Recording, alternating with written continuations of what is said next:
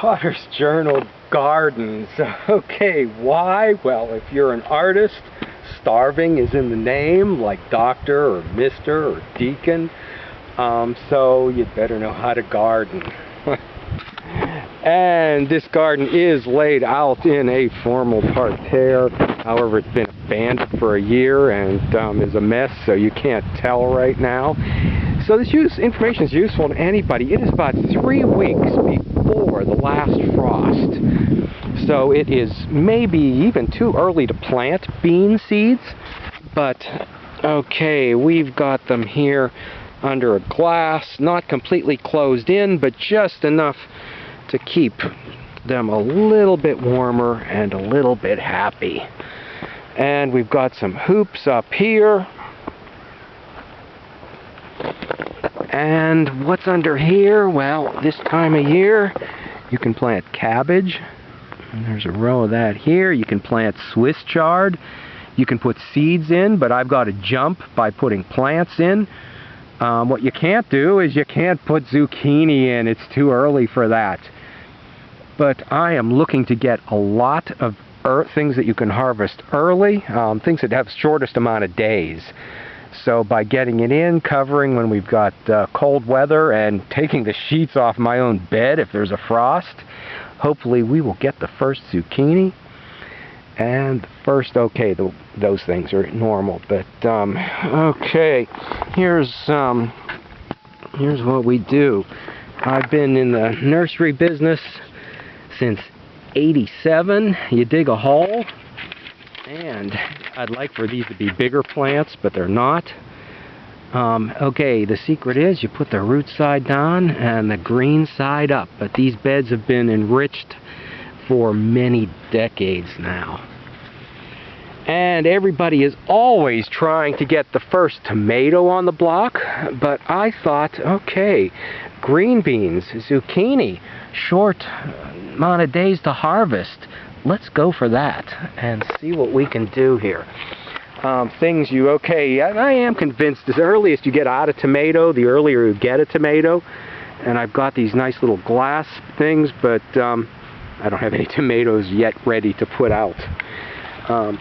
And really, you can set some things back. Cucumbers, peppers actually will be set back by the cold. Whereas onions, the sooner you get them in, the bigger the onions are going to be. I put these in March, probably early to mid-March. But they could have went in February if the weather was right. So they grow and mature until a certain amount of day length. So by planting them early, you can get a month jump on everybody else and get bigger onions. We've got a white variety over here and a red variety on the other side here. And I don't know how these guys got in here, but they managed to find their way in too. And we've got a couple rows of garlic.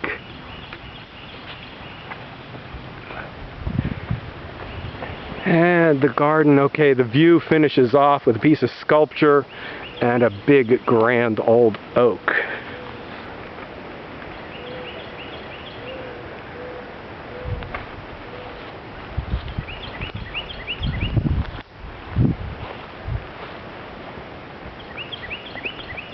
So we'll see if we can get the first zucchini on the block, the first cabbage, cauliflower. That was Napa cabbage in there. I like Napa cabbage. That was bok choy and Swiss chard, which if you like spinach, it's almost impossible to grow spinach. Swiss chard you can get a lot of. Okay, here out in the grass, there are onions coming up. Now that might have been a top-setted bulb that 100 fell in one place, or it could have been a clove that we've got a ton of them coming up in one spot.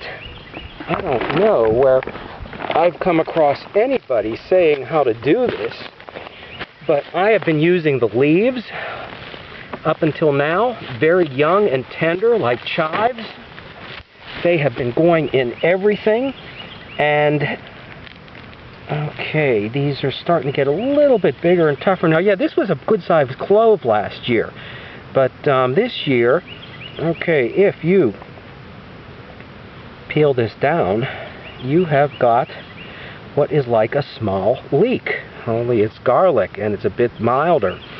These can go in used any way. You would use leeks or garlic, and use a whole way up the stem. I have been putting them in everything. Just the leaves have been going in omelets, like the Syrian kind of pancaking omelet, where they usually put parsley. And okay, going in everything.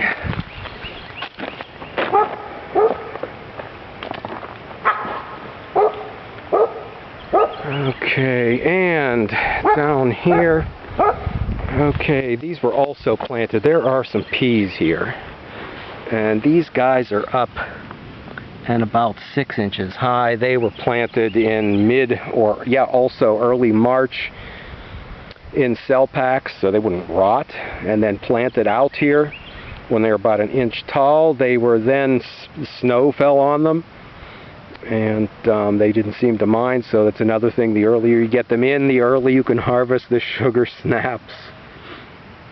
They will be finished about mid-June, or I should say maybe July.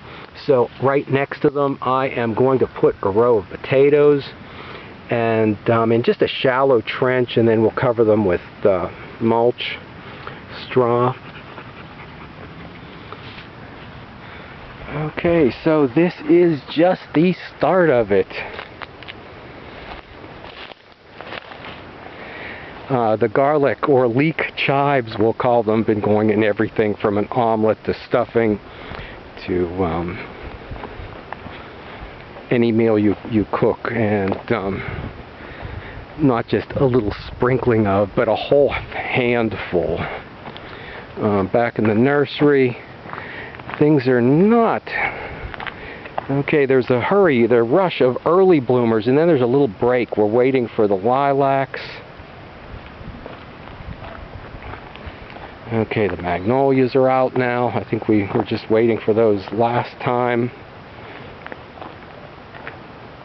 Okay, the azaleas, buds are starting to open.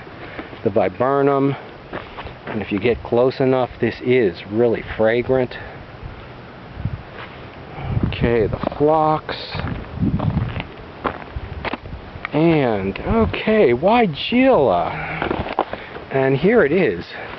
The beautiful golden, or creamy yellow, I should say.